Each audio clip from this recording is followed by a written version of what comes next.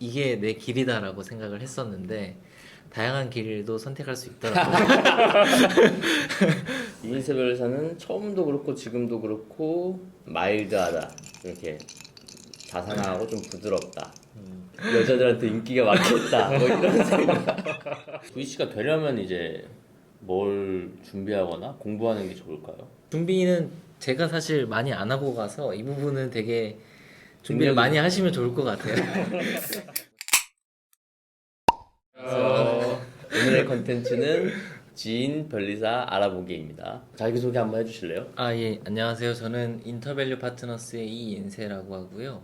한 3, 4년 정도 이제 변리사로 이제 일을 하고 있고, 그 전에는 PCR 특허법인이라는 곳에서 전자 변리사로 일을 하다가 세인특허 법률사무소로 이직을 한 이후에 20년 말쯤에 이제 좋은 기회가 생겨서 인터밸류 파트너스로 이직을 하게 됐습니다. 그래서 지금은 VC 벤처캐피탈에서 이제 투자 검토 업무를 하고 있는 심사역으로 이해를 해주시면 될 것 같습니다. 네. 벤처 캐피탈리스트가 무슨 일을 하는 사람이냐, 이런 거에 궁금함이 있는 사람들이 많아요. 또 이제 프로시니까, 프로 심사역이시니까 또 저희한테 이런 것들을 좀 설명해 주시면 좋을 것 같아요. 예. 일단은 프로는 아니고요.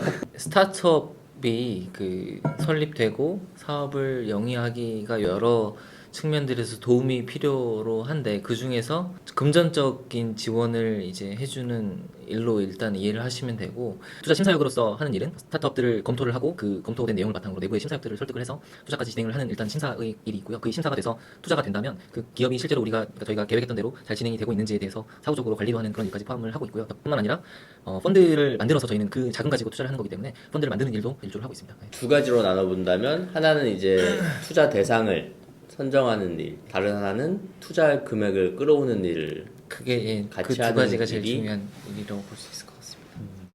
저희 세 명은 PCR 특허법인이라는 훌륭한 특허법인에서 첫 인연을 맺고 현재까지 친하게 지내고 있는 사람들인데요. 이인세 변리사님은 뭐 특별한 게 없었다. 무생무치. 생무치인데 그때 당시에는 지금 좀 없는 것 같은데 열정이 있어 보였다. 사무소에서 일하는 변리사로서의 열정이 좀 있어 보였다. 그렇죠. 이인세 변리사가 원래 그 전에 한국전력에서 맞아요. 저는 맞아. 2년 정도, 2년 정도 저는 네. 한전에서 근무를 했었고, 그 이후에 공부를 했었는데, 그래서 이 시험을 합격하게 되면 굉장히 잘 그리고 열심히 할 수 있다라고 생각을 했었어요. 이게 내 길이다라고 생각을 했었는데 다양한 길도 선택할 수 있더라고요. 그 이후에 열정이 그러니까 식었다는 거네요.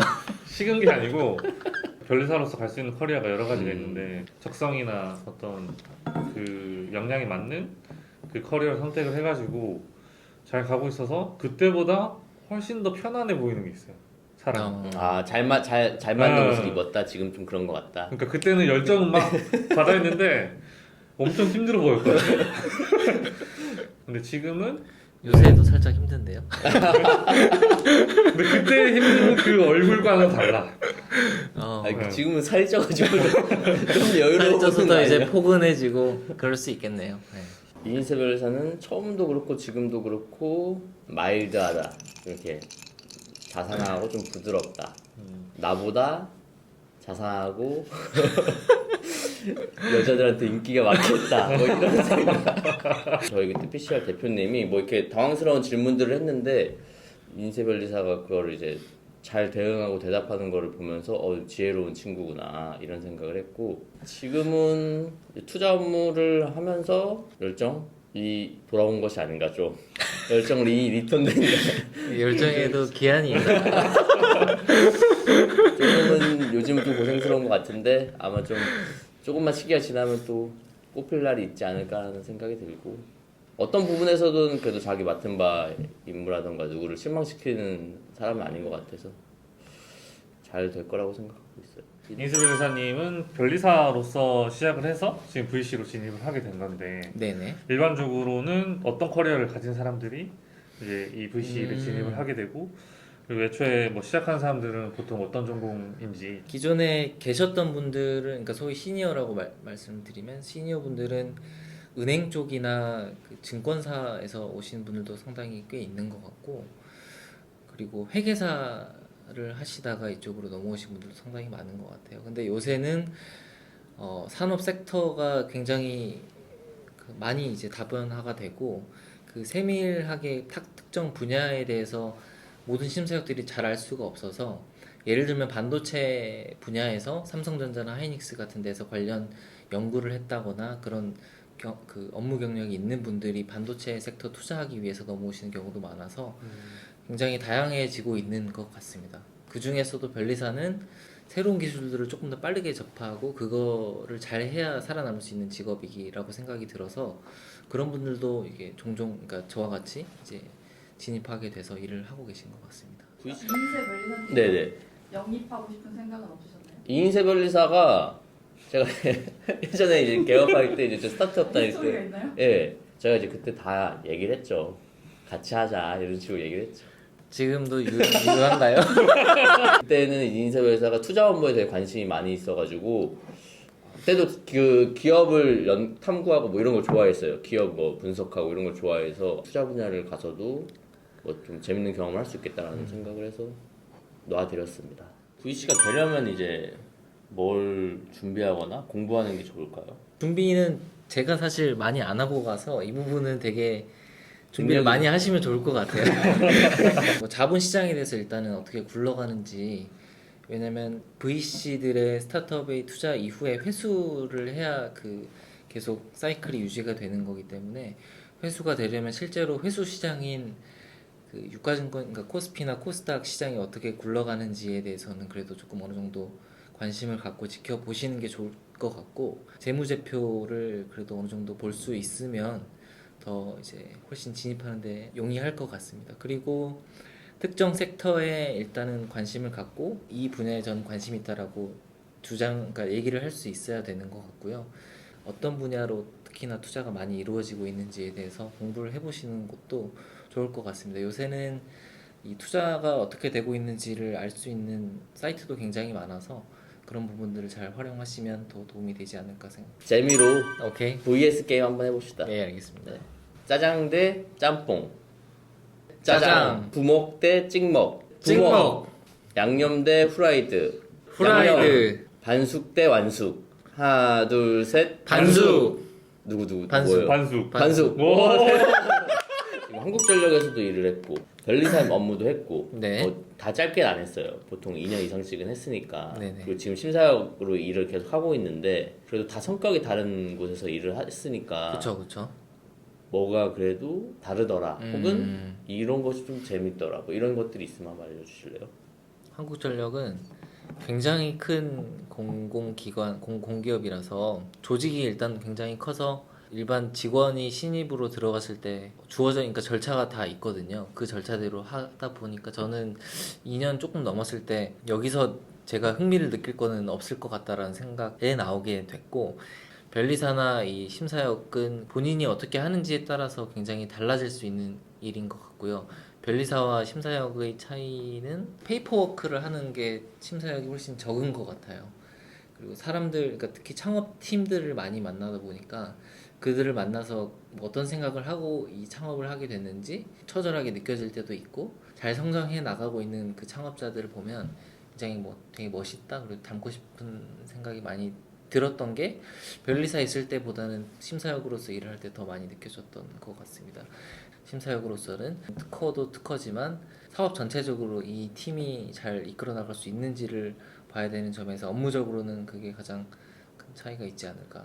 실제 네트워크가 굉장히 중요하다라고 생각을 해요. 그러니까 펀드를 만들기 위해서 주주들을 조합을 만들어 투자를 하는 건데 그 주주들을 끌어오기 위한 네트워크도 굉장히 중요하다고 해서 처음에 VC를 진입해서 할 수 있는 것이 대외적으로는 투자할 기업을 선정해서 어떻게 레코드를 쌓아서 그리고 이 경력을 쌓다 보면은 네트워크 형성이 되고 그러다 보면은 이제 LP라고 하죠. 네네. 그 많은 돈을 투자해 줄 수 있는 그 기관들의 컨택이 되면서 펀딩 받는 일도 좀 이렇게 능력이 올라가는. 그렇죠.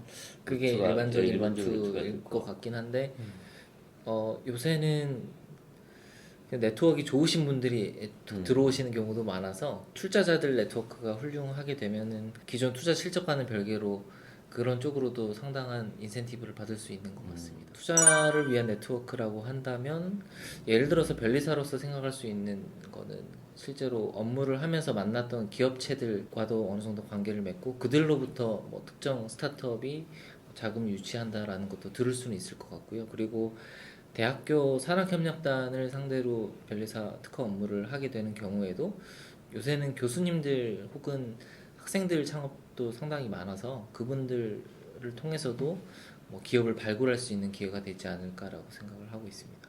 이 사람 자체 성향이 좀 어떤 성향이면은 좀 더 VC 직무에 맞겠다 뭐 이런 것들이 있을까요? 뭐 성향도 성향이지만은 성향보다는 제 생각에는 실제 자기가 어느 정도 관심을 가지고 있는지 그리고 그 네트워크를 그러니까 확보하려고 어떤 노력들을 하고 있는지가 변리사 중에 VC를 갔다가 네. 돌아오신 분들, 다시 업계로 돌아오신 분들을 보통 그러면 이제 그런 케이스는 투자업계에 있는 게 무엇이 힘들어서 다시 돌아오느냐. 레코드가 굉장히 중요하거든요. 투자 실적이 중요한 게 저희는 아까 투자를 하는 일과 그거 가지고 자금을 모으는 일 두 가지로 말씀드렸잖아요.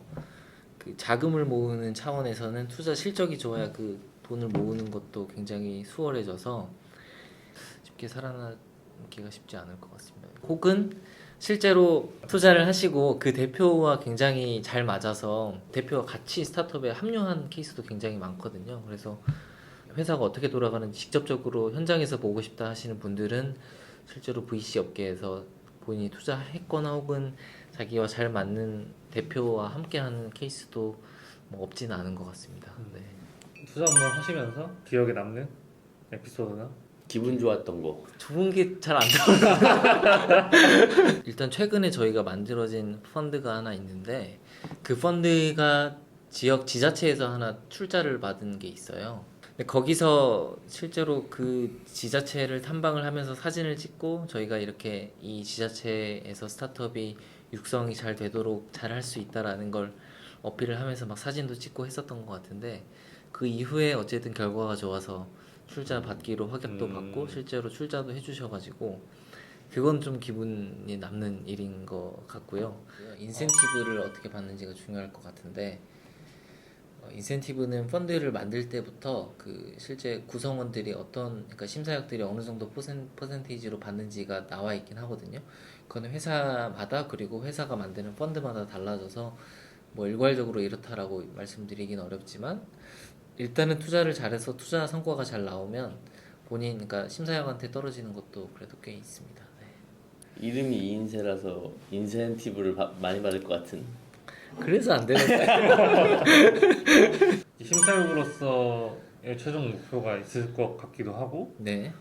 혹은 그냥 커리어 전체로서 이제 어쨌든 다양한 경험을 했으니까 어느 방향으로 최종적으로 내 커리어를 쌓아 나갈지에 대한 부분도 고민을 충분히 하고 있을 것 같은데 계속 바뀌는 것 같아요. 저도 뭐 안재한 변리사랑 얘기를 했을 때도 뭐 창업에 대한 관심도 없진 않았었고 그런 차원에서 실제 창업하는 사람들과 초기 시점에 실제로 사업을 어떻게 꾸려나갈지에 대한 얘기도 굉장히 많이 했었고 VC에서 일을 하면 그거를 조금 더 잘 알 수 있지 않을까? 그러니까 성공하는 창업자들을 보면 나도 창업을 해서 그들과 뭐 비슷한 방향을 갈 수 있지 않을까라고 생각을 한 것도 없진 않거든요. 근데 실제로 와서 보니까 실제 해보지 않으면은 느끼지 못하는 것, 간접적으로라도 그렇게 느껴지는 게 굉장히 어렵고 지금 제가 느끼는 걸로는 창업팀을 옆에서지만 지원을 해주는 것도 굉장히 매력적인 일인 것 같다. 그래서 여기서 심사역으로서